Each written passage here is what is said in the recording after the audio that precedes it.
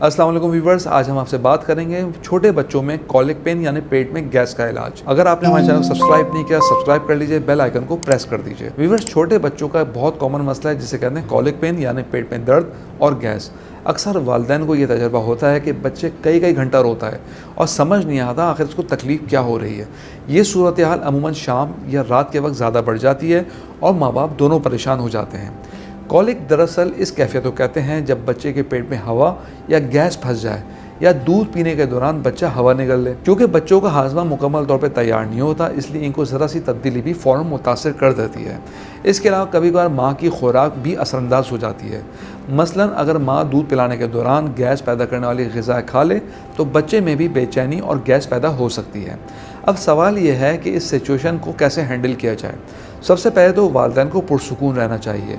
बच्चे को सीने से लगाएं, इसे प्यार और तहफ़्फ़ुज़ का एहसास दें। दूध पिलाने के बाद लाजमी तौर पर डिकार्ड दिलवाएं, क्योंकि ज़्यादातर गैस इस दौरान बाहर निकल जाती है।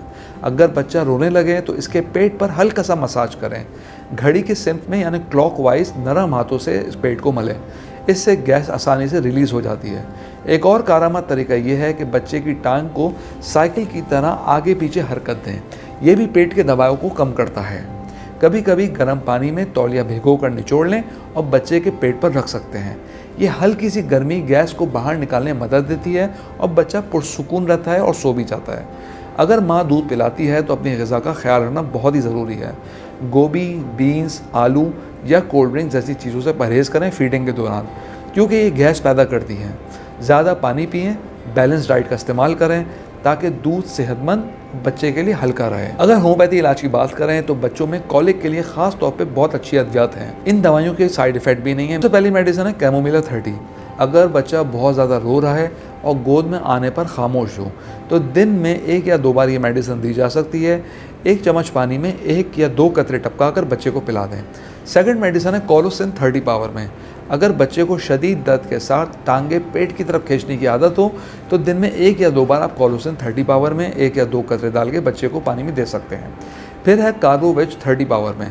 अगर बच्चे का पेट बहुत ज़्यादा फूला हुआ है, डिकार या हवा निकलने के बाद आराम मिलता है तो इसे दिन में आप 1 बार दे दीजिए। फिर है मैग्नीशियम फॉस्फोरिकम 6x।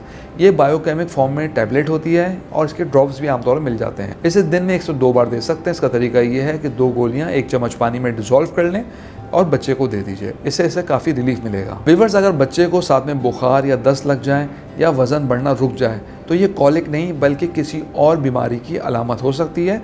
ऐसी सूरत में डॉक्टर से रुजू कीजिए। इसके अलावा कैंट होम्योपैथी फार्मेसी का तैयार करदा कैंट कॉलिक ड्रॉप्स, ये बहुत ही इफ़ेक्टिव प्रोडक्ट है। इससे पेट में गैस का मसला हल होता है, बच्चे को फौरी आराम मिलता है।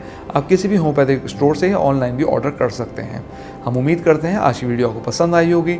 कमेंट बॉक्स में राय से ज़रूर आगाह कीजिएगा। अगली वीडियो तक के लिए अल्लाह हाफ़िज़।